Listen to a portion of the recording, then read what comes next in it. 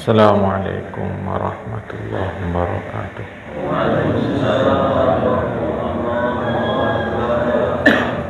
Alhamdulillahi rabbil alamin. Wassalatu wassalamu ala asyrafil anbiya'i wal mursalin habibina maulana Muhammadin wa ala alihi wa sahbihi ajma'in. Man yahdihillahu fala mudilla lahu wa man yudlil fala hadiya lahu. Qala al-musannifu rahimahullahu ta'ala wa nafa'ana bi ulumihi fid dharain amin. Semoga makalah yang keempat, berkata Khalifah Umar bin Khattab radhiyallahu anhu, semoga Allah membalasnya dengan segala kebaikan atas jasanya kepada umat Nabi Muhammad sallallahu alaihi wasallam. Sesungguhnya Allah Ta'ala menyembunyikan 6 perkara di dalam 6 perkara. Itu kata Khalifah Umar. Jadi di dalam 6 perkara ini tersembunyi sesuatu.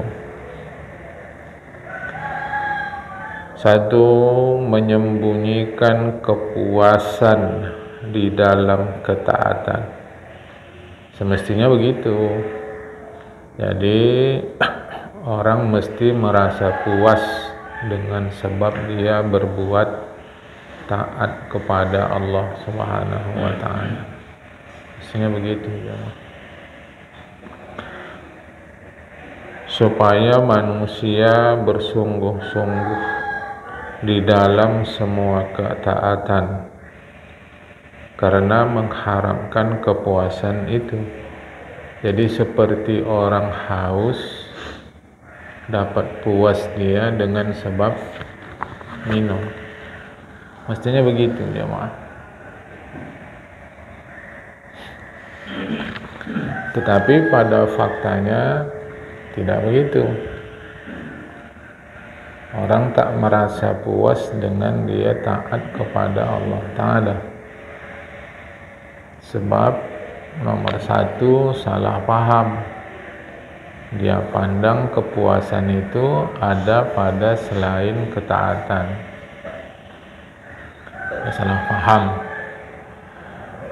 Yang kedua, akibat salah paham tadi, tentu dia tidak merasakan kepuasan daripada ibadah atau ketaatan yang dia lakukan. Jadi nggak merasa nyaman dia dengan ibadah itu. Padahal mestinya ada pada ibadah itu. Oleh karena itu tidak boleh memandang enteng perbuatan taat sekalipun sangat kecil. Karena boleh jadi disitulah kerelaan Allah Subhanahu wa ta'ala. Kita ini suka ibadah yang menurut kita besar, bukan menurut agama. Macam mana pun hebatnya sembahyang sunat, tetap lebih tinggi status sembahyang wajib. Itu menurut agama. Tapi menurut kita kan tidak. Menurut kita lebih hebat lagi tahajud daripada sembahyang subuh yang 2 rakaat. Perasaan kita lebih tinggi lagi status sembahyang tarawih daripada sembahyang isya. Jadi tidak merujuk kepada kita, tapi merujuk pada kemauan agama. Agama kata sembahyang wajib lebih tinggi daripada sembahyang sunat. Bahwa perasaan kita merasa sembahyang sunat lebih tinggi dari sembahyang wajib, itu kekeliruan yang harus diperbaiki. Jemaah. Semangat mana kita sembahyang Idul Fitri apa sembahyang subuh? Pada fakta lah. mestinya sembahyang subuh. Nah, jadi itu tadi disebutkan, maka jangan memandang enteng ibadah kecil, karena dia tak tahu, kita tak tahu jemaah ya. Kadang-kadang apa namanya, nanti dia, karena boleh jadi di ibadah yang kecil itu disitulah kerelaan Allah Ta'ala. Boleh jadi di situ, di ibadah yang kecil itulah kerelaan Allah. Karena waktu kita mengerjakan yang kecil itu, boleh jadi saat itu kita sedang betul-betul ikhlas kepada Allah Ta'ala. Sementara waktu ibadah yang besar tak begitu. Nah, ini harap dipahamkan. Jadi tidak merujuk pada keyakinan kita, ya, tapi merujuknya pada kebesaran agama. Kita sukanya yang besar-besar. Kan lebih orang Indonesia lah, tidak orang Arab. Lebih hebat bagi kita ibadah haji daripada sembahyang 5 waktu. Ya normal saja, karena untuk ke sana pun payah. Dari satu sisi mesti ada harta, belum lagi regulasi pemerintah. Jadi rasa kita,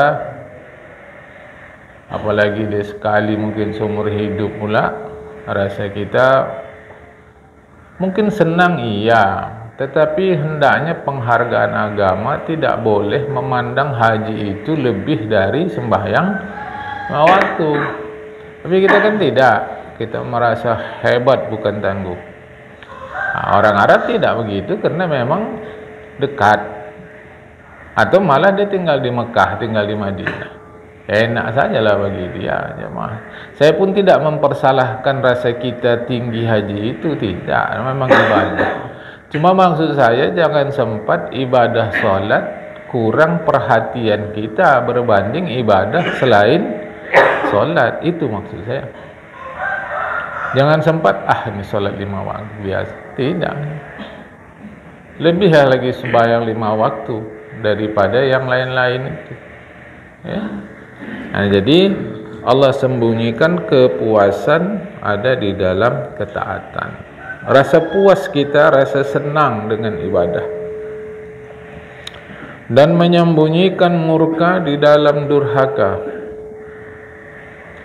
supaya manusia bersungguh-sungguh menjauhinya. Siapapun tidak boleh menyepelekan kedurhakaan, sekalipun sangat kecil, karena dia tidak tahu kadang-kadang disitulah murka Allah Ta'ala. Nah, kita sudah bagus nih, tidak melakukan dosa yang besar-besar. Tidak ada kita minum khamar, main judi, merampok, tak ada di kita. Udah bagus. Cuma kadang ada sikap kita sepele terhadap dosa kecil, sedangkan sepele terhadap dosa kecil itu adalah dosa besar. Satu. Yang kedua, orang bisa tergelincir gara-gara dosa kecil. Makanya agama mengatakan, sebagian ulama mengatakan tak ada dosa kecil, semua dosa besar. Sebagian lain tidak. Memang Rasulullah sendiri bilang ada dosa kecil, ada dosa besar. Cuma mungkin maksud mereka itu, para ulama yang soleh-soleh itu, sekecil apapun pandanglah dia besar. Ini kita takut, karena ada apa namanya itu, kalau bahasa kita Melayu sini, layas, sepele saja atas dosa kecil, padahal tidak boleh jadi jatuh sebab dosa kecil itu. Yang kedua, ketiga, menyembunyikan malam qadar pada bulan Ramadan. Kita tak pernah dapat pasti tanggal berapa malam Lailatul Qadar.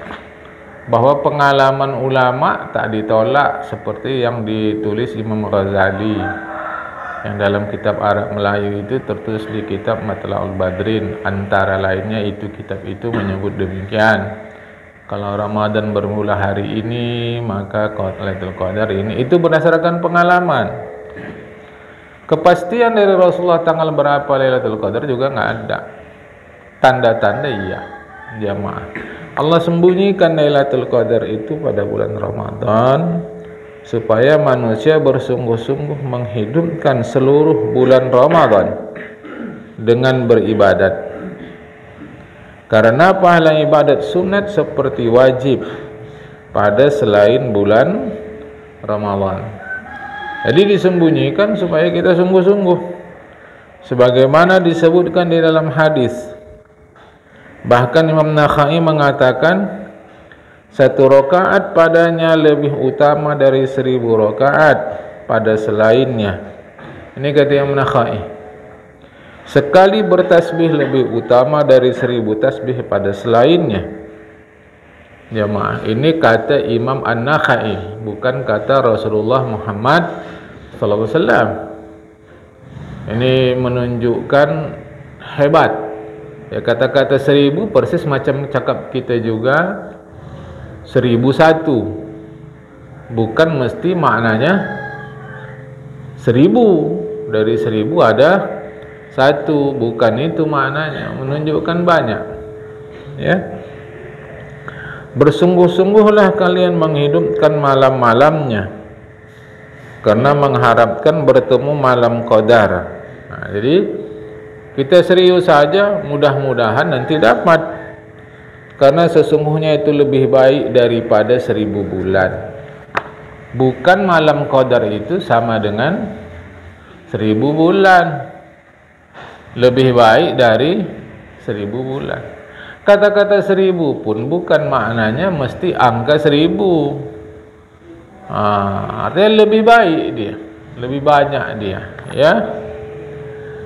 Yaitu 1000 bulan itu 83 tahun 4 bulan. Itu ya. Baik.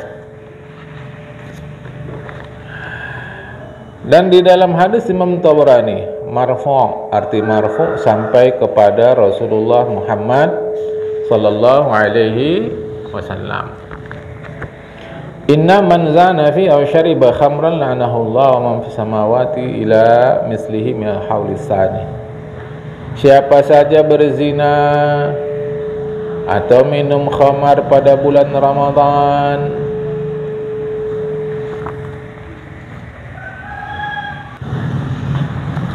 kata Rasulullah Muhammad SAW,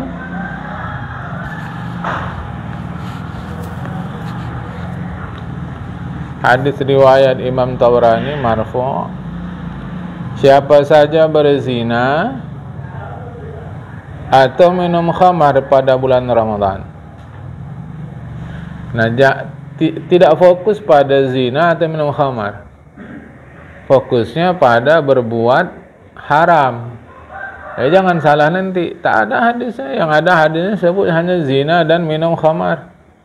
Nipu mana ada? Seorang Ramadan pun nipu.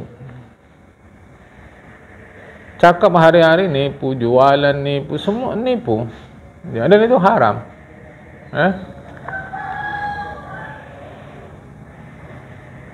Nah, jadi siapa saja berzina atau minum khamar pada bulan Ramadan,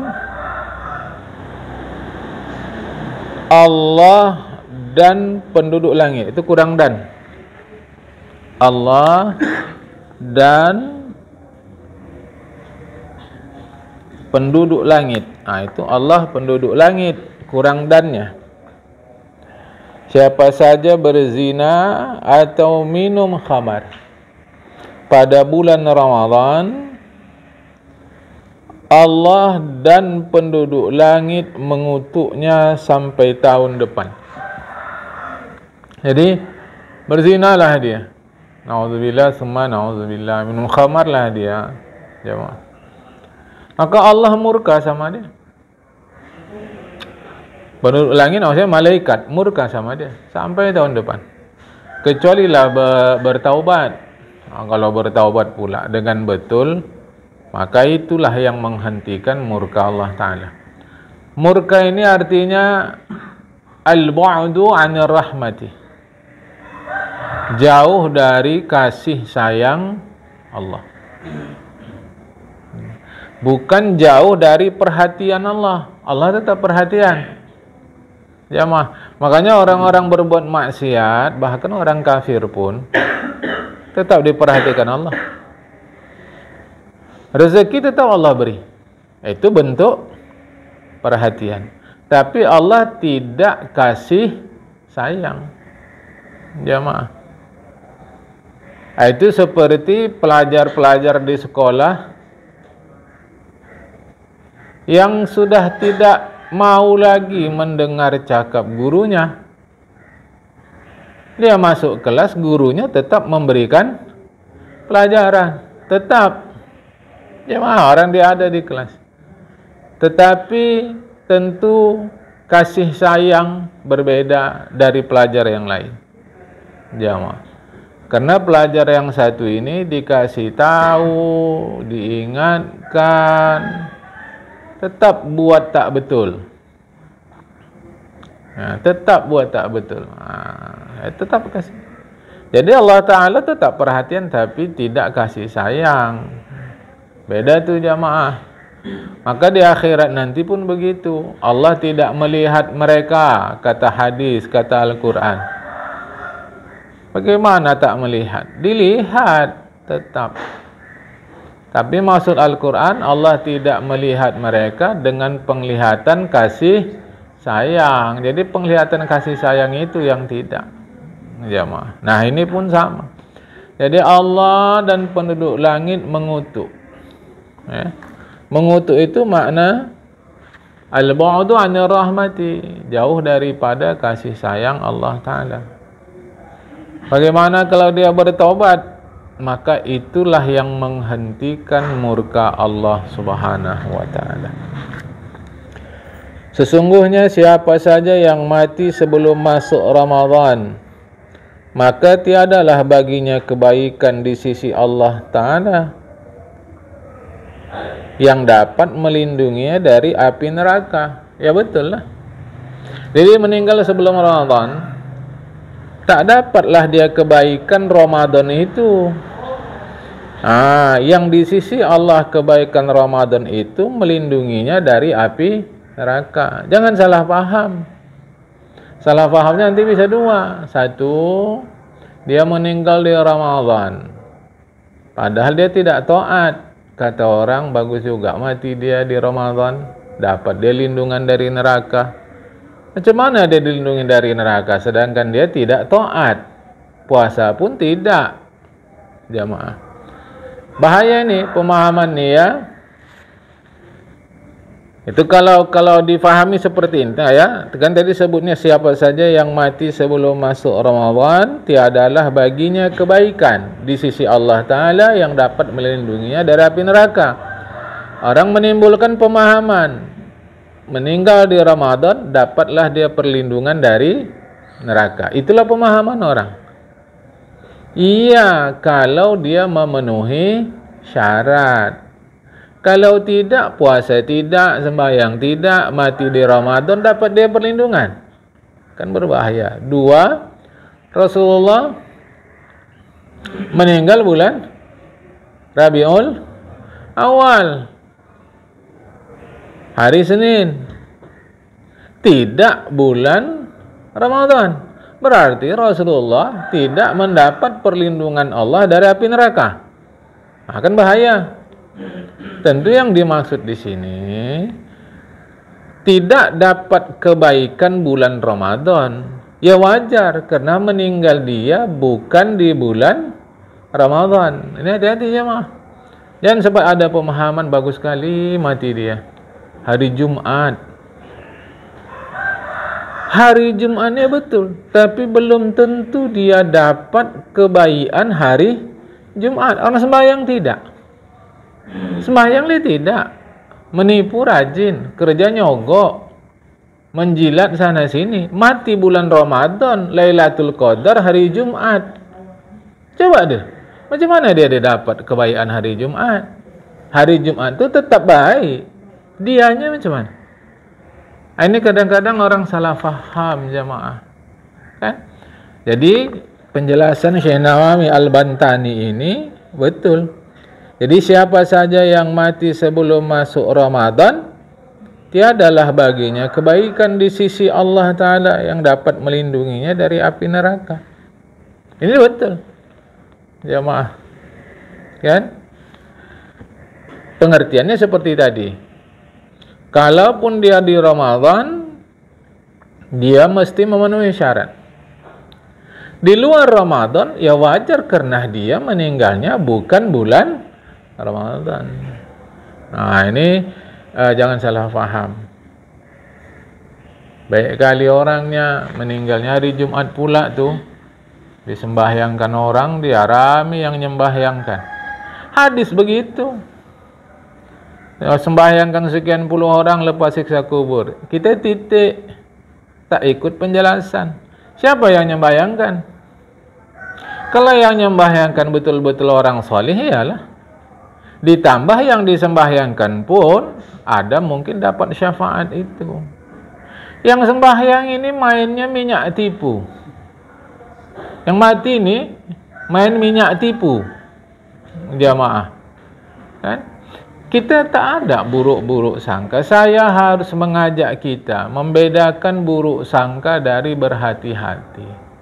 Kita tak ada. Kalau buruk sangka itu sudah menjatuhkan vonis sama orang, itu buruk sangka. Di dalam hati dia fulan gini-gini, itu buruk sangka.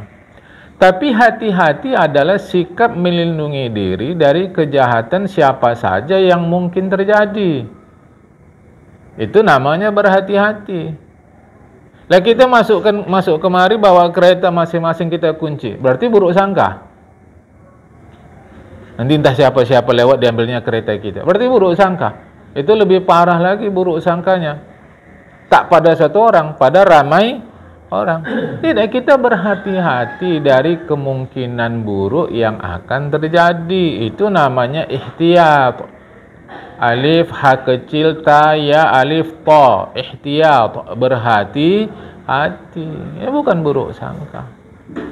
Lah macam mana kita katakan dia mendapatkan fadilat hari waktu itu? Hari waktu ya, hari, bulan. Sedangkan hidup dia begitu. Tapi rajin sembahyang, kita bukan kata tak rajin sembahyang. Dia mainnya nakal, main minyak, main sawit yang tidak benar. Kalau sebut kata main dalam masyarakat kita kan berarti tak betul dah. Ngolah sana, ngolah sini. Uang dari pemerintah sekian sampai ke masyarakat sekian. Dia macam mana? Lantas dia ramai yang nyembahyangkan dia. Tak boleh kau buruk. Enggak ada buruk sangka. Kita tak ada bilang dia menghabiskan uang itu. Tidak ada. Tapi masalahnya kan kita dapat berita sahih dari pemerintah. Kenapa sampai kemari sekian? Takkan uang itu yang mengambil jin. Karena jin tak menggunakan uang. Coba jemaah. Maksud saya, berhati-hatilah kita dengan mengatakan yang mati ini orang baik, orang soleh. Tunggu dulu. Ya zahirnya awak nampak sembahyang. Don King sembahyang. Begitu Mike Tyson keluar dari penjara, Mike Tyson sudah Islam menjadi Malik Abdul Aziz, sembahyanglah dia. Don King ikut sembahyang. Ikut sembahyang. Jadi maksud saya, ini utamanya untuk diri kita. Pandai-pandai mengukur diri kita, jangan terlampau tinggi. Gitu loh. Jangan tertipu. Bulan Ramadan ini terkabul segala doa. Coba doa kita di bulan Ramadan kabul nggak? Buktikan coba deh. Jamaah. Bukti.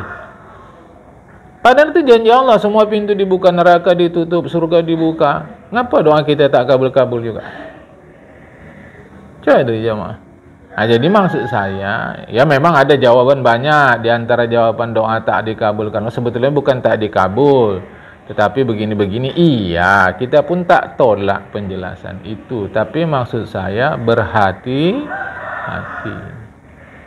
Ya, jadi jangan terpesona secara apa yang zahir. Sudah saya jelaskan ya, jamaah. Jadi yang sedikit penjelasan Syekh Nawawi Al-Bantan ini jangan salah faham. Maka takutlah melanggar hukum Allah dalam bulan Ramadan. Berarti di luar Ramadan tak usah takut. Bukan itu makna dia. Ini bulan istimewa, begini-begini, tingkatkan rasa lebih takut. Nah itu ya. Sesungguhnya pahala padanya digandakan, padahal tidak digandakan pada bulan yang lain. Begitu juga dosa. Ramadan pahala digandakan, dosa digandakan. Bulan lain tidak. Karena itu banyak-banyak pun dosa saya di luar Ramadan, di Ramadan saya perbanyakkan pahala, nanti bisa seimbang itu. Coba tuh cara berpahamnya yang salah. 100.000 kali lebih tinggi sembahyang di Masjidil Haram dari yang lain. Jadi kalau satu itu senilai 100.000 kali. Dia banyak qada'annya. Banyak qada'an.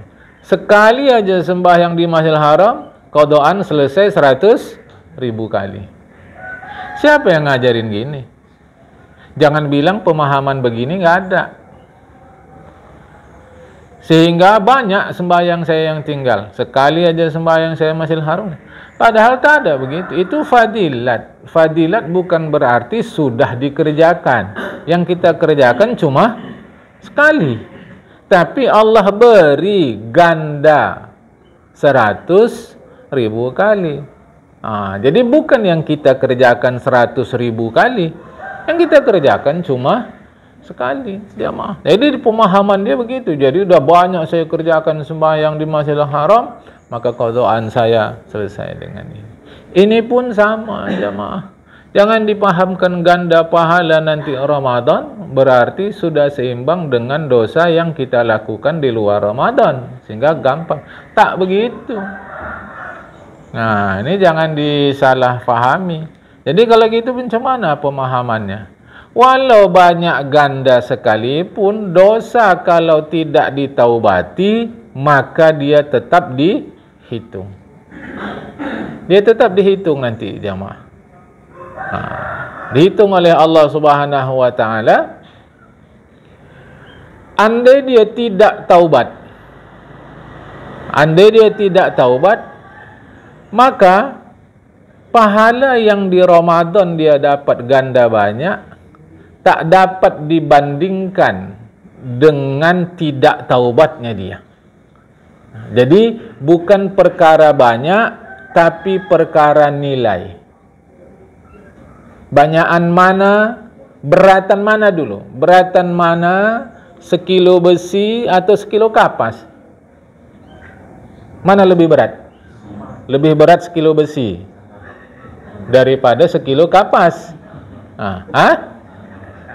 Itu samalah beratnya. Karena sama-sama 1 kilo. Besaran mana? Sekilo besi, sekilo kapas? Sekilo kapas. Tapi nilai sama. Itu macam tadi. Jadi jangan dianggap ganda pahala di Ramadan bisa mengimbangi banyaknya dosa di luar Ramadan kalau tidak taubat. Hati-hati jemaah. Maka kalau ditanya sama anak-anak, wah, lebih ditengoknya lagi gula-gula kapas tadi. Kan 1 sendok gula tadi, 1 sendok. Kalau jadi gula-gula kapas, banyak kali itu jemaah. Banyak kali. Mana lebih banyak kata kita? Wah, gula-gula kapas. Mana lebih berat kata kita? Dia udah agak bingung menjawab tu jemaah. Gula-gula kapas. Padahal Gula-gula kapas itu berasal dari yang 1 sendok. Makanya yang jualan itu banyak kali untungnya. Banyak kali untungnya jemaah. Ada kecil aja 1 sendok tuh. Banyak jadinya. Bagi kita melihat yang banyak gula-gula kapas itu senilai dengan gula yang 1 sendok. Senilai. Tapi anak-anak melihatnya lebih lagi gula-gula kapas itu. Padahal nilainya sama saja. Jemaah. Artinya jangan keliru. Dosa yang tidak ditaubati di luar Ramadan itu jangan dikira sebanding dengan pahala yang didapat di bulan Ramadan. Karena dia tidak taubat. Itu masalahnya. Tapi kalau dia taubat benar, sebesar apa dosa pun masih dihapus oleh Allah Ta'ala. Sebesar apapun. Termasuk dia murtad. Kalau dia taubat, dia hapus insyaAllah. Ya? Jangan salah paham. Apalagi kata Khalifah Umar. Tadi puas dalam taat, murka dalam durhaka, sembunyi Lailatul Qadar. 3. Keempat, Allah sembunyikan para kekasihnya di antara manusia. Kekasih itu wali. Jemaah, Allah sembunyikan walinya di antara manusia supaya manusia tidak menghina siapapun. Hati-hati jemaah. Dan kita hina sembarang orang, entah dia kekasih Allah Ta'ala. Kita tahu. Iyalah kekasih Allah Ta'ala itu mestilah pula sembahyang dia. Nanti kadang-kadang kita tengok, awak ngaji dulu, biasa kekasih Allah ini agak lain-lain orangnya. Tengoknya ni ada orang gila, jangan-jangan kekasih Allah ini. Biasa kalau tak sembahyang dia, entahlah intel, kalau intel mungkin. Intel itu mungkin dia jemaah. Apabila orang gila dia rupanya intel, itu mungkin. Itu kan bukan gila, berpura-pura gila, karena negara memerlukan informasi untuk keamanan pertahanan negara mungkin. Kalau wali Allah pula dia hari-hari celana pendek, manalah bisa itu. Dengan alasan dia sudah lewat batas syariat. Tak ada. Maha wali itu Rasulullah.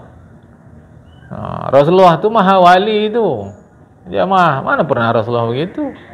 Ini pula, walau dia tak sembahyang tu, nampak kita tak sembahyang tu, tapi dah sembahyang dia tu ke langit. Tak masuk kaji itu jemaah. Ya. Yang terpenting jangan hina orang.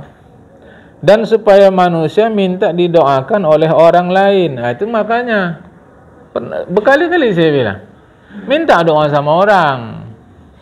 Yang kita tak tahu dari siapa doa itu dikabul oleh Allah Ta'ala. Apa kabar? Sehat? Sehat. Ya kalau memang sakit, bilang sakit, biar didoakan orang. Meskipun saya pun harus sampaikan ke kita, apalagi kita hidup di masyarakat yang tidak dibimbing oleh agama, walau dia Islam, kita bilang sakit nanti bukan didoakannya, jadi bahan cerita di masyarakat. Malulah awak kesudahan. Padahal kalau mengikut ajaran agama sebenar, dengan kita katakan sakit, bisa didoakan, entah oleh siapalah masyarakat itu yang kita tak tahu. Itulah makanya orang tua kita mengajarkan pun jangan bilangkan keadaan kau sama orang. Itu maka di masyarakat kalau kita tanya kabar sehat, sehat, padahal sakit. Kenapa? Menjaga. Walau masyarakat itu Islam, belum tentu dia hidup berdasarkan ajaran Islam. Kalau berdasarkan ajaran Islam, andai kita berkhayal, berharaplah mungkin ya. Kalau berkhayal tak nanti payah. Berharap karena ajaran Islam itu mungkin. Andailah masyarakat itu berdasarkan Islam, kita kata sakit, sekurangnya muncul doa. Selebihnya dia akan bantu kita untuk selesaikan masalah kita sakit. Karena kata Rasulullah, orang mukmin dengan mukmin yang lain kal bunyan al marsus, seperti satu bangunan yang marsus, direkatkan jemaah. Mesti begitu. Itu makanya orang tua-tua kita bahkan ada ngajarkan anaknya kalau dikasih orang jangan nerima. Tak boleh. Mungkin dia menjaga supaya jangan terjadi fitnah. Padahal kalau dalam Islam kasih terima. Ini jadi yang saya sampaikan secara Islam dulu jamaah, supaya bisa didoakan orang. Apa kabar? Ini ada masalah sedikit nih, gini. Kalau kita kan enggak. Oh iya, dah. Nanti dari dia cerita tuh sekurang-kurangnya sama istrinya. Dari istrinya sekurang-kurang cerita sama kawannya. Kesudahan masalah kita tidak selesai, tapi menjadi buah bibir di masyarakat. Ini tak betul, jemaah. Kan? Jadi itu tadi, makanya Allah sembunyikan kekasihnya, walinya di tengah-tengah masyarakat, supaya kita jangan mudah menghina orang dan supaya kita minta didoakan. Karena mengharapkan semoga dia yang diminta itu adalah kekasih Allah Ta'ala. Boleh jadi dia wali Allah yang kita tak tahu. Tidak boleh siapapun menghina orang lain karena dia tidak tahu barangkali dia yang dihina itu adalah kekasih Allah, wali Allah. Jamaah, tapi hati-hati. Syarat menjadi wali Allah itu nomor 1, dia hidup sesuai dengan aturan agama. Ya, itu nomor 1. Nomor 2 harus diingat, bukanlah wali Allah itu bisa terbang-terbang. Kan, ini masyarakat wali Allah ni enggak mesti gitu jemaah. Supaya jangan salah faham. Dia mesti sesuai dengan ajaran agama.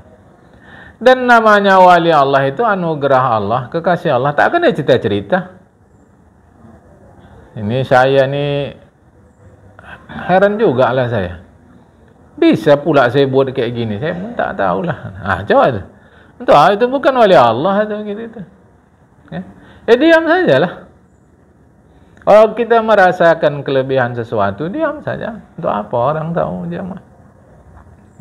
Tapi dia cerita-cerita. Untuk apa? Ya. Baik.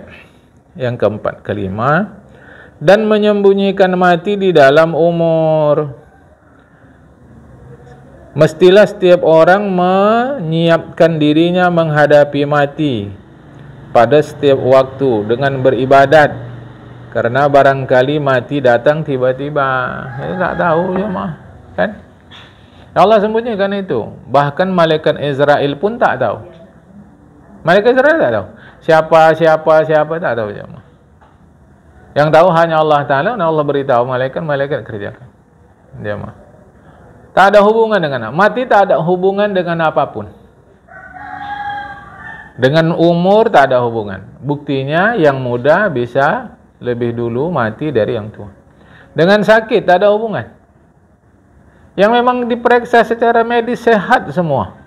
Apalagi dia rutin periksa kesehatan itu. Dia mati, yang sakit tetap aja. Abang itu matanya udah tebal kali kacamatanya jamaah. Jalan pun dah agak lambat. Bukan karena tua dia lambat, karena kabur matanya dah.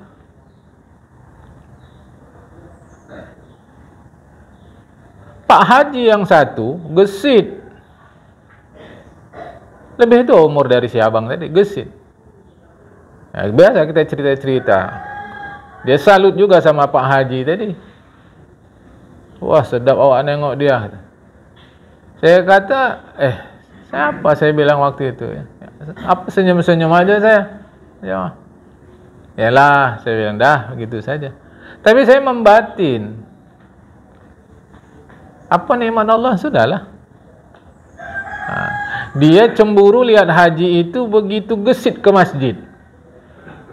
Bukan iri jamaah. Dia agak payah. Orang kacamatanya terlampau tebal jemaah kacamata abang. Ini sama-sama orang Pelindo nih, kan? Batin saya betul. Pak Haji itu lebih dulu mati dari abang tadi. Jemaah. Yang saya maksud batin saya betul. Itu apa yang ada sama itu udah. Ngapain pula nengok dia? Ini sama-sama orang baik nih, dua-dua jemaah. Sama-sama jamaah reguler masjid. Tapi dia memang haji yang satu tu tua. Tapi begitulah gesit. Awak pun yang muda ni tengok dia cemburu. Tapi si haji tadi lebih dulu mati, dah mati pun. Tak ada 10 tahun sehingga saya lebih pun dah. Si abang tadi saya tak tahu kabarnya sekarang. Jemaah. Tapi yang jelas waktu saya di situ tu haji itu lebih dulu mati. Apa artinya? Mati itu disembunyikan oleh Allah di setiap umur. Tak ada hubungan dengan apapun. Tidak ada hubungan dengan sehatkah, dengan umurkah, dengan kaya rayakah, dengan solih tak solih.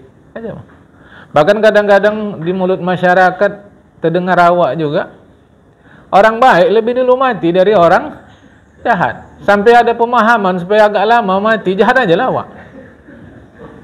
Jahat dulu. Apa artinya? Rahasia Allah Ta'ala. Maka urusan kita hanya buat persiapan. Makanya kita ini jamaah, judul Arabnya ini Al-Munabbihat 'alal Isti'dadi ila Yaumil Ma'ad. Kitab kita ini judul Arab, dia anak judul Arabnya itu Al-Munabbihat 'alal Isti'dadi ila Yaumil Ma'ad. Peringatan-peringatan persiapan menghadapi hari kembali. Kita tak tahu kapan. Jemaah kan. Kalau cara negara kita, Pilpres itu di bulan Februari tanggal 14 Februari 2018. Udah jelas itu. Bahwa kalau nanti negara mau mengubahnya, pemerintah mau mengubah, itu urusan pemerintah. 14 Februari 2020 udah jelas. Lah mati enggak ada gitu. Walau ada dalam ketentuan Allah Ta'ala, ya. Kalau ini fikih, berikutnya fikih. Dan menyembunyikan sembahyang pertengahan, yaitu sembahyang utama di dalam sembahyang 5 waktu. Ini nanti istilahnya salatul wusta. Salatul wusta, salat pertengahan itu salat apa? Itulah khilaf ulama. Ada yang sebut salat subuh, ada zuhur, ada asar, ada maghrib, ada isya, masing-masing. Supaya manusia mencarinya dan menyembunyikan namanya yang mulia di dalam seluruh namanya. Supaya manusia berdoa menggunakan nama-nama itu. Mudah-mudahan bertepatan dengan nama yang mulia itu. Semuanya kan Allah. Nanti khilaf nih. Meskipun pendapat yang kuat itu adalah sembahyang asar, itu sembahyang pertengahan. Tapi khilaf, ada ulama katakan sembahyang subuh, ada zuhur, kena zuhur tengah hari, subuh pertengahan antara malam dan siang. Ada kata asar, ada kata maghrib, ada kata isya. Ya, meskipun yang kuat itu asar. Bagi kita tak penting. Pertengahan itu yang mana? Yang penting kita kerjakan. Dan menyembunyikan waktu terkabulnya doa pada hari Jumat supaya manusia bersungguh-sungguh berdoa. Dia Jumat pun kapan doa dikabulkan Jumat? Tak tahu. Yang penting doa sajalah. Kan? Dan menyembunyikan apa yang dimaksud dengan 7 berulang-ulang supaya manusia membaca seluruh Al-Quran. Dia dalam hadis, dalam Al-Quran, sab'ul masani, jemaah, 7 yang berulang-ulang disebut sab'ul masani, 7 yang berulang. Yang mana itu yang 7 surat yang 7 berulang-ulang itu? Meskipun sebagian ulama memahamkan maknanya adalah surat Al-Fatihah. Karena Rasulullah mengulang-ulang 7 yang berulang-ulang itu dalam sembahyang. Itulah surah Al-Fatihah. Tetapi tak disebut tegas 7 yang berulang-ulang itu. Di antara hikmahnya, kata Syekh Nawawi Al-Bantani, adalah supaya kita membaca seluruh ayat Al-Quran. Apa arti Al-Quran? Bacaan. Jadi kalau kita letak aja di rumah tak dibaca, macam mana itu? Al-Quran itu bacaan, maka dia dibaca. Tapi umat Islam ni jangankan baca buku, baca Al-Quran pun malas, apalagi baca buku. Kan? Kalau cakap dia cukup Al-Quran, Tapi baca pun tidak. Lucunya Al-Quran yang bacaan itu dijadikan jampi-jampi saja pula. Itu. Jadi jampi-jampi dia. Padahal arti Al-Quran bacaan. Ngapa tak dibaca? Nah, ya kan? Ya, jadi kita ni, Masya Allah lah. Ya Allah lah yang tahu dah. Itulah 6 jamaah. Sembunyi di sini sesuatu yang beruntung bagi kita, menguntungkan kita, tapi mungkin kita tak sedar selama ini. Allah sembunyikan ini di sini, ini di sini, ini di sini, menurut tilian daripada Khalifah Umar bin Khattab. Makalah yang kelima. Berkata Khalifah Utsman bin Affan radhiyallahu anhu, sesungguhnya orang mukmin mestilah berada pada 6 macam takut. Mestinya 6 macam takut. Pertama, takut Allah mencabut imannya ketika sakaratul maut. Sakarat artinya mabuk. Maut mati, mabuk mati. Maksud mabuk di sini adalah hilang keseimbangan tu waktu mati tu jemaah. Ini hati-hati ni, hilang keseimbangan. Karena agama tak ingin kita hilang keseimbangan, maka mesti ada pegangan. Masih ada pegangan. Apa pegangan? Keluar fatwa Imam Ghazali. Keadaan orang mati itu bergantung kebiasaan pada dia hidup.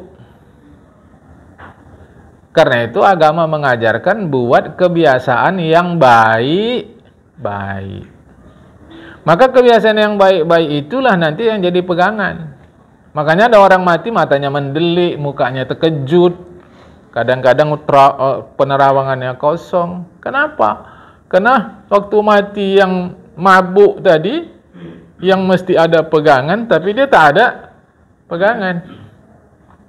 Dia tak ada pegangan. Dibisikkan pun kalimat la ilaha illallah, heran-heran dia kalimat apa ini?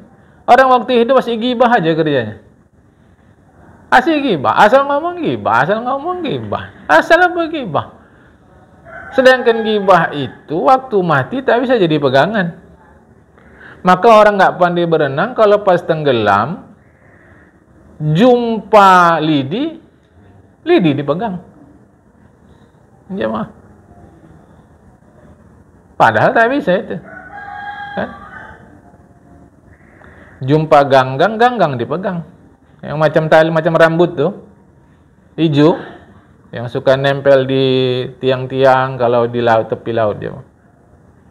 Halus macam rambut tu dia. Pikirnya kuat pegang.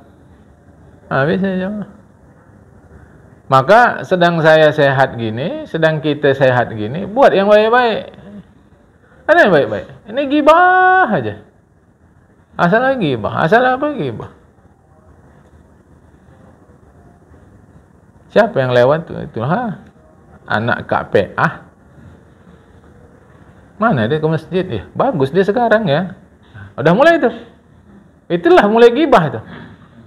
Belum gibah ni. Alhamdulillah.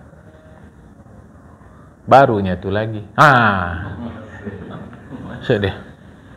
Sedih. Jadi jemaah. Itulah yang buat goyang hati mati. Makanya orang harus takut tercabut imannya pada sakaratul maut. Ya, buat doa-doakan jangan. Doa tetap doa, tapi perbuatan membuktikan. Kalau doa-doa, mana ada doa kita yang buruk ni? Tapi perbuatan, ya, perbuatan kan. Jadi kalau dah sembahyang bisa baik nanti waktu mati. Ya kalau sembahyangnya betul. Kalau sembahyangnya setor muka, ini kan caleg-caleg banyak setor muka nih. Kita tak menuduh, kita buka fikiran kita melihat kenyataan. Kita pun belum tentu lebih baik dari mereka, tetapi faktanya yang kita lihat. Enggak pernah senyum, kok ini rajin senyum. Pernah awak majukan proposal untuk pembangunan di kampung kita? Tak dapat. Ini malah suruhnya awak buat proposal. Misal kata, ini kan saya mengarang-arang saja, jamaah. Ini kan setor muka. Jadi kalau sembahyang setor muka, lagi jamaah. Kan? Diriwayatkan bahwa Abdullah bin Mas'ud berdoa, Allahumma inni as'aluka imanan la yartaddu wa na'iman la yanfadu wa qurrata 'ainin la yanqati wa murafaqata nabiyyika Muhammad sallallahu alaihi wasallam fi 'ala jinanil khuldi. Ya Allah, aku mohon iman yang tidak ditolak, nikmat yang tidak hilang binasa, dan hiburan hati yang senantiasa, dan menjadi pengawal Nabi Muhammad SAW di surga kekal yang tertinggi. Doa aja, minta iman yang tak ditolak. Makanya saya selalu mengingatkan di mana-mana, bukan salah doa minta rezeki, tak salah itu. Tapi tak usah kita minta rezeki. Karyawan di pabrik itu, pegawai di instansi pemerintah, kalau pas dapat gaji perlu diminta? Enggak perlu. Asal kerja situ, awal bulan dapat itu. Saya minta aja. Nah, pasti dapat. Jadi saya selalu menyampaikan, rezeki itu untuk apa diminta? Asal kita hidup, ada rezeki. Paling kalaupun mau diminta, minta rezeki berkat. Karena dalam pemahaman Ahlus Sunnah wal Jamaah, yang haram pun rezeki. Tapi dalam pemahaman Mu'tazilah, yang disebut rezeki itu yang halal. Kira perbedaan-perbedaan itu. Nah, kita minta rezeki berkat. Ini ada doa minta rezeki supaya mengalir deras. Air ngalir deras hajab awak, apalagi rezeki. Ini tak mengalir deras air, hanya banjir saja, pun dah payah awak. Apalagi kalau dia mengalir deras. Ini ada doanya supaya rezeki ngalir deras. Wah, minta rezeki berkat. Tapi saya selalu menyampaikan, minta ada doa penting yang jarang orang. Allahumma khtim lana bi husnil khatimah.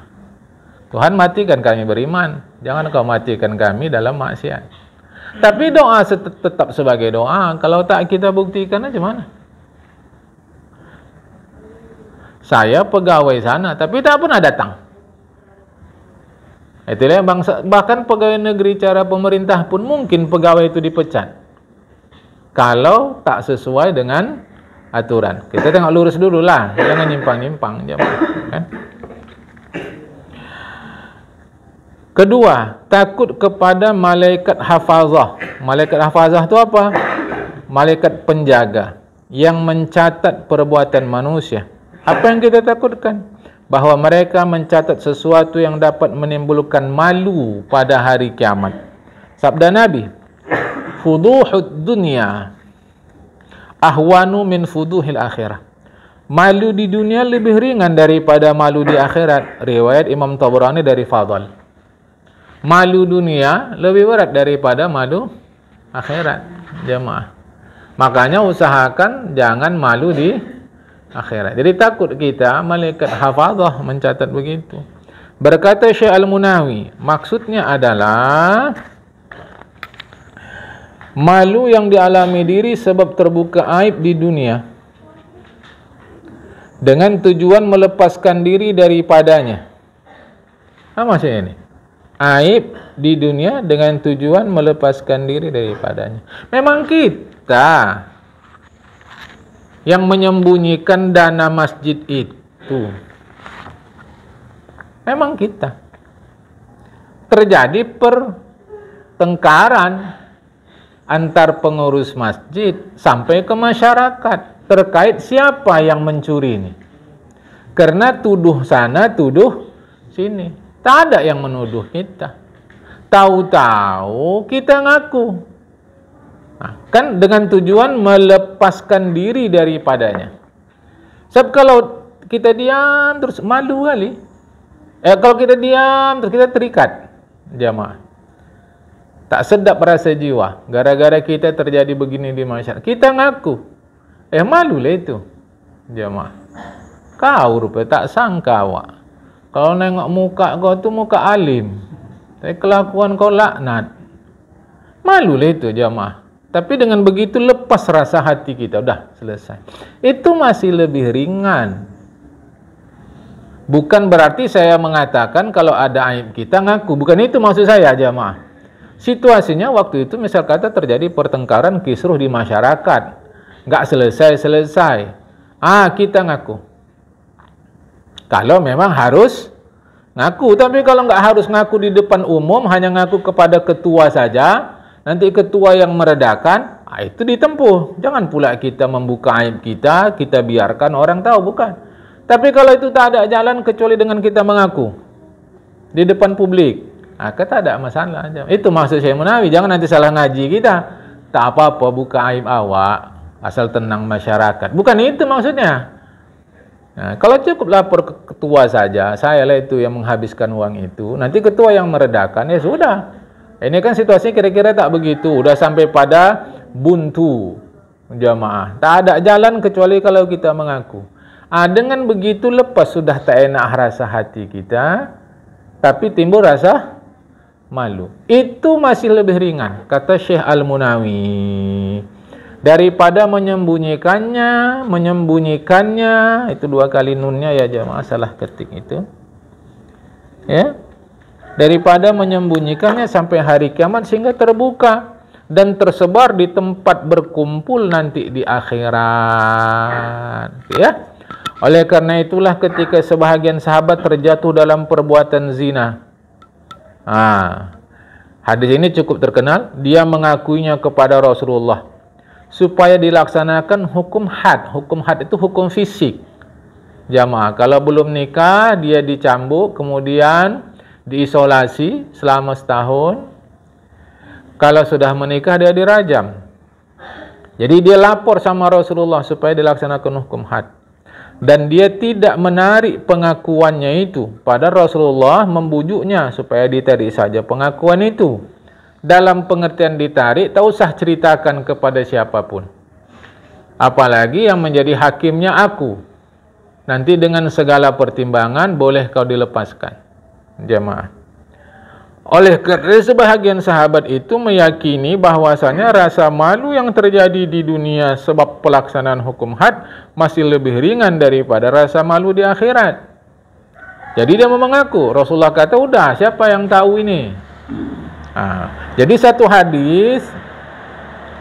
hadis dia dibebaskan. Jamaah. Dia sudah sembahyang subuh. Nah, itulah nanti salah satu asbabun nuzul ayat Al-Quran, innal hasanati yuzhibunas sayyi'at. Perbuatan baik menghilangkan perbuatan buruk. Nanti ada peristiwa lain lagi, dia tetap memaksa Rasulullah agar ditegakkan hukum had. Jamaah. Ditegakkan juga, akhir diterima taubatnya oleh Allah Ta'ala. Bolehkah penguasa memaafkan itu? Boleh. Dan itu resmi. Jangan nanti bilang hukum Islam tak adil. Hukum negara kita kan ada namanya abolisi. Ada namanya malah grasi. Baik dia di penjara, hukuman itu bisa kurang seterusnya. Berarti tak adil. Tidak. Itulah jamaah. Kebaikan itu bisa mengurangi keburukan. Jamaah. Malah yang sudah dihukum mati nanti oleh negara, majukan ke presiden, bisa dibatalkan, dapat grasi dia. Berarti enggak adil. Ya enggak, itu macam pertimbangan yang mungkin mereka lihatnya jauh lebih luas dari kita. Jadi jangan dibilang nanti berarti Rasulullah suka-suka dia. Mustahil itu, ya. Dan ketiga, takut terhadap syaitan yang dapat menghapus amal solehnya. Syaitan itu dapat menghapus amal soleh kita. Takut kita sama syaitan supaya jangan lakukan apa yang dihasut oleh syaitan. Keempat, takut terhadap malaikat maut, bahwa dia mengambil, mencabut nyawanya padahal dia dalam keadaan lalai terhadap Allah Ta'ala secara tiba-tiba tanpa diketahui sebabnya. Ini orang berani kali sama malaikat maut kan? Berani-berani orang sekarang. Nggak usah jauh, nanti aja pulang ya, naik kereta. Kan berani-berani orang. Wah, sebeng sana, sebeng sini, masuk sana, masuk sini. Berani-berani. Sama malaikat maut. Kadang-kadang kita bercanda. Berani-berani gini, nanti kalau jatuh nangis juga nih. Nah lah, kalau naik kereta kan ngeri-ngeri kita. Oh, masuk sana, masuk saja. Bahkan kadang-kadang yang jenggo-jenggo sekarang ni, mak-mak pun jenggo-jenggo sekarang ni. Naik kereta itu, wah sana, wah sini. Masya Allah. Ya. Kelima, takut terhadap dunia, yaitu segala benda dan kesedapan dunia. Dia tertipu. Maksudnya menyenanginya dunia, sementara dia lalai dari akhirat, lupa dari huru-hara akhirat. Itu kita takut. Jadi lupa, jadi takut dia bahawa dunia ini melupakan dia. Yang keenam, takut terhadap keluarga, yaitu mereka yang wajib dinafkahinya, sebab keluarga menyibukkannya dari mengingat Allah Ta'ala dan mematuhinya. Ini ada 6 takut, jamaah. Ya, takut kita gara-gara mengurus anak istri, gara-gara mematuhi suami, lalai kepada Allah Ta'ala. Takut-takut kita begitu. Kenapa kau begini nih? Kan agama suruh tutup aurat. Laki awak enggak bolehin. Kata laki awak, kalau awak tutup aurat, nanti awak diceraikannya. Jadi awak enggak maulah tutup aurat. Macam kata si suami pula begitu. Gara-gara ikutkan cakap bini, tak tentu lagi mematuhi hukum Allah Ta'ala. Jamaah, macam-macam lah itu. Kan? Pokoknya kalau abang enggak mau gini awak sama awak, awak pulang ke rumah orang tua awak. Takut laki dia, udahlah, ya. Nah, ada tidak satu dua suami yang baik oleh karena istrinya jadi buruk. Bapak udah 10 tahun kerja situ, apapun belum ada. Tuh tengok si Pulan, baru 2 tahun, dah banyak-banyak dia buat. Masa nggak habis entah diapakan sikit? Gara-gara istri. Aja macam-macam lah itu, ya. Mudah-mudahan baguslah kita semua. Wallahul muwaffiq ila aqwamit thoriq. Assalamualaikum warahmatullahi wabarakatuh.